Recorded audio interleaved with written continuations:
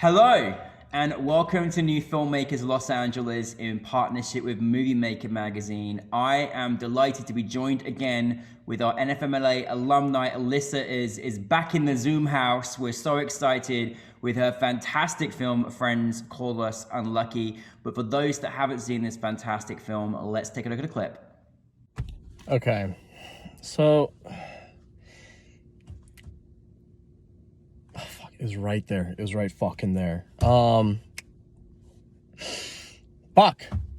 I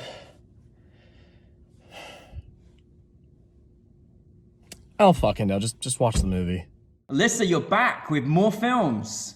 Yes, I'm super excited to be back. I'm always NewFilmLA. I love the people there, and they're always super welcoming. Always give us as filmmakers so many awesome resources. So it's been 2 years since I've been back, but I'm super stoked. I love this film and excited to share it with you guys. Well, we had such a great reaction. I was in the audience and I knew for your film that it was going to be so fun to hear the reaction of the audience. And like you had a lot of ohs and hers and people just hiding and not knowing what was happening next. And so you really, like the audience really, they fell for all of your clever tricks, which was good. But for those that haven't seen it, Alyssa, tell us a brief synopsis. Yeah. So gist of it is, it's these two kind of young, naive criminals that are getting ready to rob a home in a pretty wealthy neighborhood. And while they're robbing the house, the owners of the home arrive. And it turns out that the owner is actually one of the robbers' estranged estranged dad. And so there's this big ordeal in the house, this big fight. And they get outside back to their car. They kind of scurry away. And when they get to the truck, they have a surprise waiting for them. Yes, they do. Oh my goodness. I'm just curious, actually, Lisa, when did you shoot this? I shot this maybe 5 months into the pandemic on the Central Coast. Wow. So I'm saying this because I'm like, it seems like just after that, Netflix kept the idea to have crime documentaries and series like galore. So I think Netflix might have been stealing your ideas, and they're our sponsor, so I'm just letting them know. Alyssa was there first. But anyways, no, I mean, it's amazing because I'm like, my goodness, now we're in this world where we're kind of obsessed with stories like this. And this was such a well articulated story. Like, oh my goodness, like, it was so unique. And I'm so curious. Hopefully this wasn't based upon true events, but where did the inspiration come from the story, Alyssa? Well, it's funny, man, it is the whole reason why I wanted to make this in the first place was to kind of push the boundaries of what I was able to kind of put together, especially, a few months into the pandemic. No one was really shooting anything. There wasn't like a lot of grants, money available to put towards a short. And I was up north. All of the crew that I typically work with is in Los Angeles. And I was like, you know what? I want to do something very ambitious. I want to get back, with people and create something. And so up to that point, I'd also only done pretty serious, drama films. And so I wanted to do something that had a little bit of heart and also kind of stretched myself to add some kind of comedic, lighter elements to a story. So naturally, I was like, I'm going to write a 30-page script and we're going to shoot it in 3 days with zero money, basically. And that's what we did. And in terms of what's in the story, when you are working with pretty minimal resources, I really pulled on what I had available. My little brother is the one that plays the kid in the short. And so, He's your little brother? Yeah. Oh, I saw the name and I was like, no, can it be? Yeah, that's my little brother. And Gabe, who plays the lead in the film, Yeah. he's an amazing comedic actor. And so a lot of it was just kind of playing to the strengths of what we had available. And a good portion of the stuff that actually like made the film was a lot of improv stuff, actually, stuff that wasn't even in the script. And so it was honestly just a 3-day experience of like, let's just hustle and see what happens. And and just make something with some friends, you I know. love that. I mean, listen, during a time when there wasn't being much, do you get that kind of like adrenaline rush when you're kind of out there on set and just doing it? Like it's almost like Yeah. it's like a battery refiller, isn't it? Yeah, it's funny. My girlfriend and other friends who have worked with me on set, you know, because typically even in this environment, like I get very nervous. I get Mhm. nervous kind of talking about film, or obviously the whole like pre-production process is very overwhelming. You don't know exactly how things are going to go, but when you get on set, it's just like a switch flips, you know. I mean, you have very limited time, limited resources. Everyone, especially your director, right? I'm a director, so everyone looks to you for like every single answer, and so there's no real room or time to be self-conscious, to be hesitant at all. Especially 30 pages 3 days, we're shooting 10 pages a day, a lot of driving sequences. We're dealing with a little kid who's not an actor, so that was a real interesting experience. um and so yeah, adrenaline rush, and then when you get to the end, dude, you're like, your body just shuts down, you Yes, know? it You're does, just like right? going, yeah. Yeah. But it was very fun. Well, I mean, listen, commend you for, working with what you had. I think that takes a great deal of just, intelligence to know how to like work with what you've got, but also just like, hey, I know the world's kind of doing this, but we're gonna make something anyway. Well done for that. Now, obviously, you had your little brother and people that you know, like within close vicinity. How was your, because you said there was improvisation, was that something that filtered on through? Like, how was your process with the script? Like, did you kind of rehearse it? What was that experience like for you as a director? we did we rehearsed the whole script kind of as is, but again, we had limited time. Like some of the things we shot, they were oneers. We literally had a time to get one angle, one shot, and we had to move on. um and so what I really wanted to do to play to the strengths of the actors, and obviously like we were at the mercy of my brother Marcelo, right? Kind of like where he took the scene.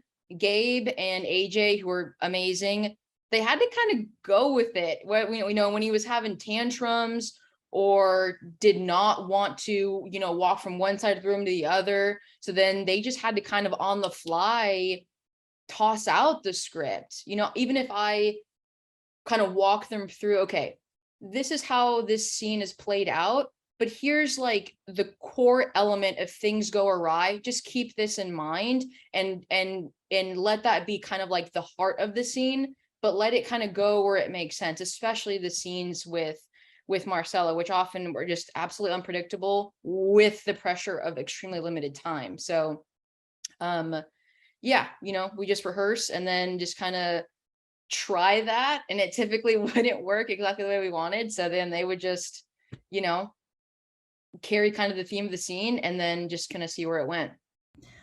Well, kudos to you for working through that dynamic. But I loved the colors. I love the kind of darkness feel. I love the way that you shot it. I always think those great moments when there's those kind of like dark comedy moments, and how you shoot the camera can make it really make you laugh, or like make you think, oh no. Like, did you kind of know? Was there enough time? Did you know how you wanted to shoot this? How you wanted to make the audience feel? What kind of things did you do? Either production wise or shooting wise, to get to that where you want it to go?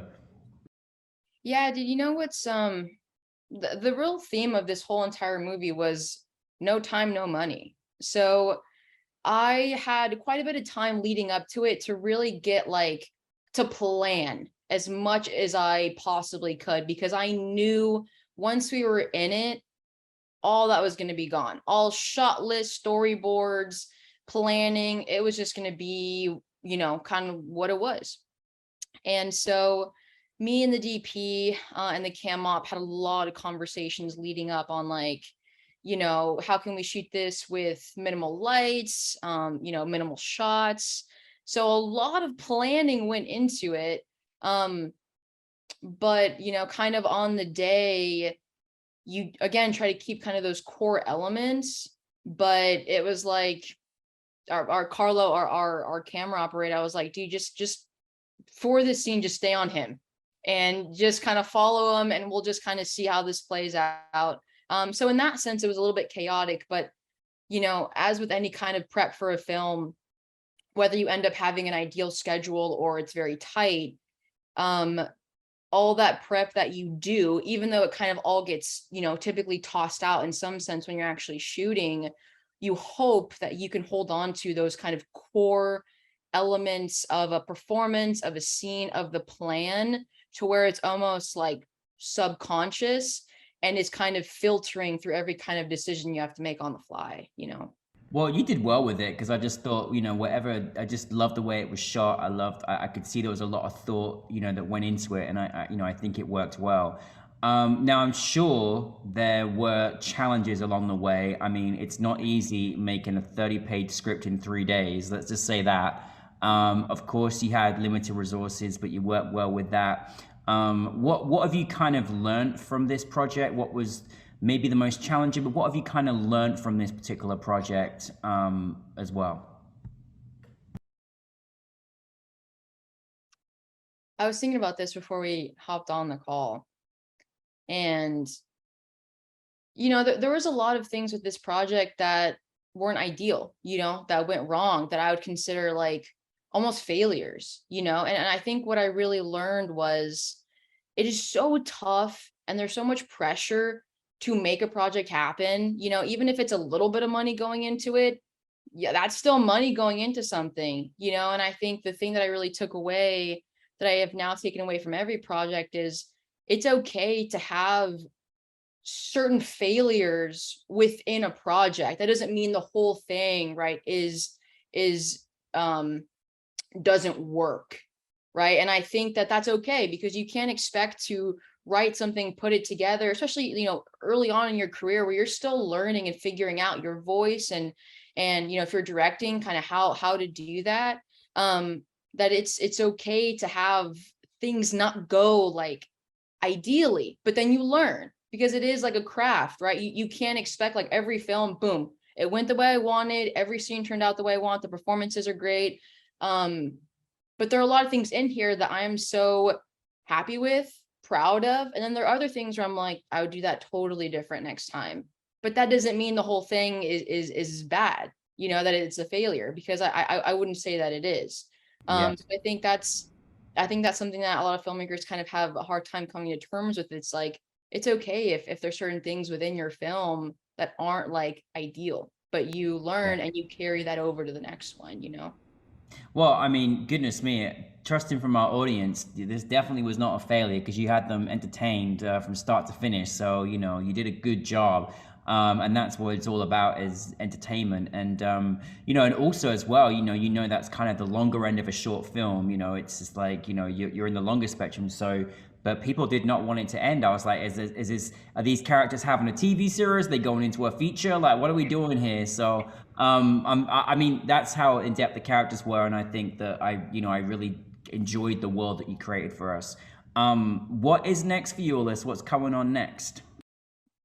Yeah, this last year, I wrote what I would consider, kind of the most personal short film that I've written so far. And a lot of work has gone into kind of like developing it. It's been incubating for quite some time, and turned that into a short. And we kind of went into the early developing processes of trying to shoot it, but it became kind of too expensive. And so we're kind of working on a scaled down version of that so we can still create, it's a pivot. And also working on a feature script version of that right now as well. So yeah, I'm just going super hard on hopefully making a short happen from this project, and also, having a feature version ready as well. I think that's so strategic with a lot of films where, they're kind of making a sort of a snippet or a sort of trailer version of the feature. Is that kind of the goal, where you just, get this under a run, learn from this experience, make a great short film, and then be able to kind of use that as a pivot to your feature? Is that the kind of route you're trying to go here? Yeah, I think there's some fear and some danger when you're trying to also write it in like a feature version, because then it can become kind of too trailery. So I'm trying to make something that is scaled back and better bare bones, but can stand alone. As opposed to like, this is just a fun little trailer or like, Yeah. reel for the Yeah. bigger version. Uh-huh. So I do want to have a lot of intentionality in having it be something that's powerful and can stand alone, but Yeah. also where you would want more in a feature sense. So that's kind of my goal with that. Well, I think that's within your nature to leave us wanting more with character. I think you go into so much, depth. And I think, the past films you brought to us, like, I'm like, oh no, I want more from this character. Don't end here. So maybe that's just naturally something that you have. I think that's a wonderful, route to go, to have things stand alone, and then leave the audience wanting more. That's really the goal, right? Well, Alyssa, we're just so happy that you're here again. Keep making movies for us. We are here for the next short and the feature. And yeah, fantastic work yet again. Thank you very much. Thank you so much, Danny.